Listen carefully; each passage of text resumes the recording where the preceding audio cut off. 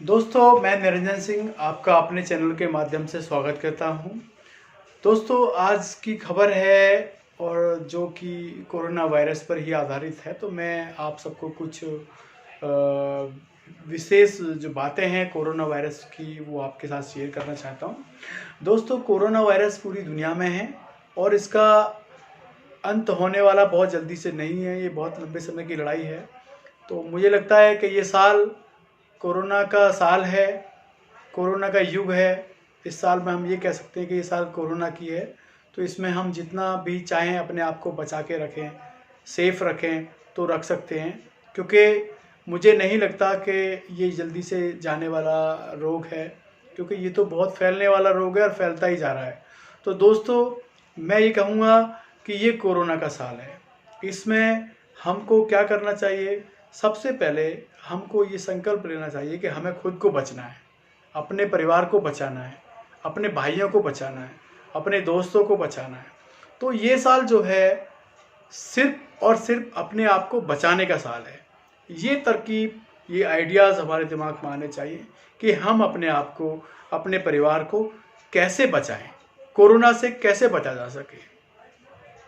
दूसरा, दोस्तों, अधिकतर लोगों को मैं यही कहूँगा कि जिनकी जॉब है, अगर सरकार का आदेश आ चुका है कि भाई आपको जॉब पर जाना है, तो आप ज़रूर जाइएगा, ज़रूर जाइएगा, क्योंकि जॉब है तो घर चलेगा, पैसा मिलेगा, और सरकार ने अगर आपको बुलाया तो आपको जाना चाहिए। पर दोस्तों, इतना ज़रूर कहूँगा कि कुछ नियम आपने भी बनाने हैं, जैसे कि सोशल डिस्टेंसिंग, अपने आप को सैनिटाइज़र और मास्क यूज़ करना। आप कहीं पर भी ड्यूटी कर रहे हैं, आप अपने दफ्तर में ड्यूटी करते हैं, वहाँ पर सोशल डिस्टेंसिंग रखिएगा। कई लोग होते हैं जो बिल्कुल उनकी आदत होती है कि वो बहुत ही संपर्क बना के चलते हैं, हाथ मिलाने की आदत होती है, तो उनसे हाथ जोड़ लीजिएगा और दूर से नमस्ते कर लीजिएगा। हाथ मिलाने की आवश्यकता नहीं है, क्योंकि सामने वाले की पता नहीं है कि वो संक्रमित है या आप संक्रमित हो सकता है आपके द्वारा कोई दूसरा संक्रमित हो जाए या उसके द्वारा आप संक्रमित हो जाए। तो इस परिस्थिति में आपको बचने का तरीका सोचना है कि भाई हमको कैसे बचा जाए। तो दोस्तों, एक तो बात ये हो जाती है कि हम कैसे बचें। दूसरा, कोरोना वायरस काल में मैं आपको ये बताना चाहता हूँ, कभी लोगों ने अपने जीवन में ऐसी कल्पना भी नहीं की होगी, कभी सोचा भी नहीं होगा फ्यूचर में कि ऐसा भी हो सकता है कि मनुष्य, मानव जाति, इंसान घरों में कैद हो जाए। आज देखो पूरी दुनिया की तस्वीर, मंदिर, मस्जिद, गुरुद्वारे, गिरजाघर सब बंद है, सबके ऊपर ताले लगे हुए हैं। चाहे वो मंदिर हो, चाहे वो मस्जिद हो, चाहे वो गुरुद्वारे हो, चाहे वो गिरजाघर हो। कभी कल्पना की थी कि जहां हमने भगवान की आस्था बनाई हो, जहां लाखों करोड़ों की भीड़ हुआ करती थी, आज वहां पर मैं समझता हूं कि लॉकडाउन है, ताले लगे हुए हैं, कोई भी नहीं है। रोडों पर सन्नाटा, जंगलों में सन्नाटा, गलियों में सन्नाटा। ये है पृथ्वी पर प्रभु का कहर। इस कहर को समझना भी बहुत ज़रूरी है, क्योंकि मैंने जहाँ तक सोचा है और मैं समझता हूँ, और जो मुझे मेरे ऋषि मुनियों और इनसे जो ज्ञानी लोगों से शिक्षा मिलती है, तो वो कहते हैं जैसा कर्म वैसा युग। तो मुझे वो लगता है कि भाई आज हमारे देश में क्या, आज हमारी पृथ्वी पर, पूरी दुनिया में मनुष्य को मनुष्य नहीं समझता। लोगों के दिलों और दिमागों में बिल्कुल भी दया नाम की चीज़ नहीं है। लोग भगवान को तो सिर्फ आस्था के नाम पर दिखाते हैं कि मैं भगवान के मंदिर जा रहा हूँ, अंदर से उनके दिलों और दिमाग में कुछ और ही होता है। लूटना, खसोटना, भ्रष्टाचार, अत्याचार, गरीब आदमी का शोषण करना, और भारत में बहुत क्या, पूरी दुनिया में गंदी पॉलिटिक्स। इस तरीके से जो दुनिया ने अपनी तस्वीर दिखाई, लोगों ने अपने अंदर परिवर्तन का जो रूप दिखाया, ज्वलनशील, लोग दूसरों से घृणा करते हैं, मनुष्य से घृणा करते हैं, कोई किसी की दुख, दर्द, पीड़ा नहीं समझ सकता आज के युग में। तो ऐसा लगता है कि जैसे भगवान स्वयं साक्षात कोरोना का रूप लेकर पृथ्वी पर रूप धारण करके आ गए हों। क्यों ऐसा लगता है? क्योंकि देखो, दुनिया, कोई देश मिसाइल बना रहा है, कोई अटैक कर रहा है, कोई मार रहा है, कोई मर रहा है, कहीं पैसे के लिए रो रही है। अरे यार, कम से कम भगवान से तो डरो, प्रकृति का तो शोषण ना करो। मैं ये समझता हूँ कि आज ये कोरोना काल जो कोरोना युग है, इस युग में सबसे बड़ी जो त्रासदी हुई है, सबसे पृथ्वी पर, यानी कि 100 साल बाद, या हो सकता है हमारी कई पीढ़ियां इस चीज़ को ना समझ पाई हों, ना हम देख पाए हों, या आने वाली पीढ़ियां भी ना देख पाएँ। ऐसा युग मैंने तो शायद अपने जीवन में, या मैं क्या, मेरे पूर्वजों ने भी नहीं देखा होगा। कोरोना काल, ऐसा काल कि बिना बताए अटैक करता हो, किसी को पता ही ना चलने देता हो, और जिसके भय से पूरी दुनिया अपने आप को घरों में कैद कर ले, पूरी दुनिया क्वारंटाइन हो जाए, ऐसा युग मैंने भी कभी नहीं देखा। तो दोस्तों, इस कोरोना काल से बचने का एकमात्र ये भी उपाय है कि आप अपनी श्रद्धा और भक्ति और अपने विश्वास को कायम रखें, ईमानदारी की छाप छोड़िएगा, लोगों का शोषण ना करें, गरीबों की हेल्प करें, ईमानदारी का पाठ पढ़ें। इससे शायद भगवान कुछ हमारे जीवन में या हमारे इस युग में कुछ परिवर्तन कर दें। मुझे तो ऐसा लगता है कि प्रकृति हमसे बहुत नाराज़ है, बहुत ज़्यादा नाराज़ है। गांव-गांव, शहर-शहर से फ़ोन करता हूँ, पूछता हूँ क्या हाल है भाई, लॉकडाउन है भाई, सिचुएशन ये है, बाहर आ तो सकते हैं लेकिन घर कहीं नहीं जा सकते, किसी से मिल नहीं सकते। बड़े बड़े जो कैपिटल्स, देश की राजधानियाँ बर्बाद हो चुकी हैं। जहाँ दुनिया में रेलवे का यातायात बड़ा मशहूर होता है, जो हर कंट्री की सबसे बड़ी विशेष इनकम होती है रेलवे, सब बंद पड़े। भारत में रेलवे यातायात बंद है, और हवाई यातायात बंद है, इंडस्ट्रियलिस्ट बंद हैं, जो कहते थे हम तो पृथ्वी पर आधिपत्य है जी, हमारा तो साम्राज्य है, हम तो इस देश के राजा, वो खुद घरों में कैद हैं। तो दोस्तों, कोरोना एक ऐसा युग आ गया है, कोरोना एक ऐसा काल आ गया है जिससे बचना बहुत ज़रूरी है। इसका बचने का उपाय एक ये भी है कि आप शांत वातावरण बनाएं, अपनी इम्यूनिटी पावर अपने अंदर योगा पैदा करें। आप योगा करिएगा, सुबह उठ करके अपने घर में ही योगा करिएगा, बाहर ना जाएं। शाम को अपने घर में ही योगा करिएगा, अपने आप को लिमिटेड डाइट पर रखिएगा, शुद्ध खाइएगा, अच्छे विचार दिमाग में लाइएगा। दोस्तों, ये दिमाग से निकाल दो कि कल क्या होगा, ये तो खैर ईश्वर के ही हाथ में है कि कल क्या होगा, लेकिन आज का जो तरीका है, आज हमें ये सोचना चाहिए कि हे प्रभु, हे ईश्वर, इस कोरोना काल से बचाओ, इस कोरोना के आतंक से बचाओ, ये कब यहाँ से ख़त्म हो, इसको ख़त्म करो।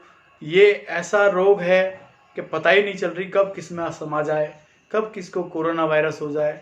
तो इसका बचने का उपाय ढूंढो दोस्तों, अपने आप को स्वस्थ रखो, घरों में रखो, अधिकतर फ़ोन पे ही दोस्तों से बात कर लो।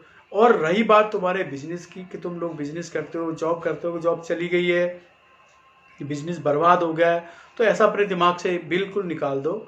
ये समझो कि जीवन है तो जहान है। अगर आप जिंदा रहे तो बहुत कुछ कमा लोगे, अगर आप जीवित ही नहीं रहे तो फिर क्या कमाओगे, खाक। तो दोस्तों, मैं आपसे यही कहना चाहता हूँ अपने चैनल के माध्यम से कि आप अपने मनोबल, अपने आत्मविश्वास को बना के रखिएगा, और ये सोचिएगा कि जब कल नहीं रहा तो आज भी नहीं रहेगा, जब अच्छा दौर नहीं रहा तो बुरा दौर भी नहीं रहेगा। ये दो ऐसी विचार हैं कि जब कल नहीं रहा तो आज भी नहीं रहेगा, और जब अच्छा दौर नहीं रहा तो बुरा दौर भी नहीं रहेगा। ये तो वक्त बदलता रहता है, पर मेरे कहने का मतलब है कि आप अपनी आस्था ईश्वर में ज़रूर रखिएगा। कोरोना वायरस से बचने के लिए आप अपने आप को सोशल डिस्टेंसिंग मेंटेन करिएगा। रही बात तुम्हारी जॉब अगर छूट गई है, या तुम्हारा बॉस तुमसे सैलरी नहीं दे पा रहा है, तो मैं ये समझता हूँ कि आपको इस बात पर ज़्यादा व्यक्तिगत चर्चाएं ना करते हुए अपने आत्मविश्वास को बढ़ाओ। आप अपने बिजनेस को या कोई दूसरी लाइन में सर्च करो, कोई आप मार्केटिंग लाइन ज्वाइन करो, आप किसी छोटे जॉब की तरफ दौड़ो। आप अपना घर चलाने के लिए तो आपको कुछ ना कुछ तो इस पृथ्वी पर करना पड़ेगा। ये तो है नहीं कि भाई बॉस ने मुझे 50,000 की सैलरी से निकाल दिया, अब मैं 15,000 की नहीं करूँगा। कुछ ना कुछ तो करना पड़ेगा दोस्तों। इस पृथ्वी पर अगर आपको अपना परिवार का संचालन करना है, आपको अपना पेट पालना है, तो ज़रूर कुछ ना कुछ करना पड़ेगा, काम छोटा हो या काम बड़ा हो। अगर आप छोटा काम समझकर अपने आप के दिमाग में हीन भावना लाओगे तो आप भूखे मर सकते हो। अगर आप छोटा काम समझ करके अपने दिमागों में ये कहोगे यार मैं ये काम नहीं करूँगा, मैं तो एजुकेटेड हूँ, मेरे पास तो ये डिग्री है, मैं ये काम नहीं कर सकता, तो फिर आपको पछताना पड़ेगा। दोस्तों, ये एक ऐसा समय है कि आप दिशाहीन ना हो, आप अपना प्लेटफॉर्म ज़रूर चेंज कर लें। आप ज़रूरी नहीं है कि भाई आप उस कंपनी में 50,000 की सैलरी मिल रही थी, दूसरी कंपनी मुझे 30,000 दे रही है, मैं वहाँ ना करूँ। फर्दर के लिए फॉर द टाइम बिंग आपको अपना प्लेटफॉर्म चेंज करना है। आप जॉब ज़रूर करिएगा, बिजनेस कर रहे हैं तो ज़रूरी नहीं है कि आप दूसरा बिजनेस कर सकते हैं। आप वो बिजनेस नहीं चल रहा तो दूसरा बिजनेस करिएगा, कम पैसे वाला लगा करके सोर्स ऑफ इनकम का बनाइएगा। हो सकता है कि ये साल आपको कोरोना वायरस से ही लड़ना पड़े, महीना 6 महीने, जब तक आप अपने आप को संपन्न कर सकते हैं। फिर आपको लगे कि भाई मेरी कंपनी को मेरी ज़रूरत है, तो आप उस कंपनी को रिजॉइन करें। अपने बॉस के साथ संपर्क अच्छे रखें, उसके साथ संपर्क ना बिगाड़ें। क्यों कि बॉस भी, आप अगर कोई बॉस आपको निकाल रहा है तो उसके 2 कारण हो सकते हैं। या तो उसकी आर्थिक स्थिति इतनी अच्छी नहीं हो सकती कि वो आपको 50,000 सैलरी दे। अब आप कहोगे यार मुझे तो मेरे बॉस ने निकाल दिया, ऐसा बिल्कुल मत सोचिएगा दोस्तों। कोरोना युग है, कोरोना काल है, ये सबके पीछे पड़ा हुआ, चाहे इंडस्ट्रियलिस्ट हो, उद्योगपति हो, पैसे वाला हो, गरीब हो, अमीर हो, सबकी विचारधाराएं वही सेम एक जैसी हैं। किसी के पास पैसा है, किसी के पास नहीं है। तो अब जिसके पास नहीं है उसका मतलब ये तो नहीं कि भाई ये मुझे पैसे नहीं दे रहा है या मैं इसको मार दूं, नहीं। हमको इंसानियत का दौर अपनाना है, हमको इंसानियत के साथ चलना है। अच्छे व्यूज़ हमारे दिमाग में आने चाहिए, अच्छे विचार हमें सर्च करने चाहिए।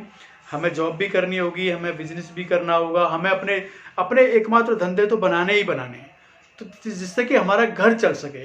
तो दोस्तों आज मैं अपने चैनल के माध्यम से ये सब बातें आपको पेश कर रहा हूँ, ताकि आपके विचार बदलें, आपकी सोच बदले, आपके अंदर भी इंसानियत आए कि कोरोना एक ऐसी त्रासदी है जिससे कोई नहीं बच सकता, सिर्फ और सिर्फ भगवान ही आपको बचा सकता है, जिसका ना तो कोई रूप है, जो निराकार है, जिसको किसी ने देखा ही नहीं आज तक। तो क्या कोरोना वायरस किसी को दिखता है? नहीं दिखता ना।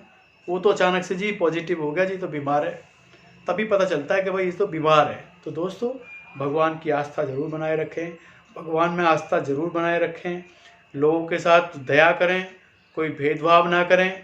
ईमानदारी ये भी कहती है कि एक ईमानदार 100 ईमानदार पैदा कर देता है।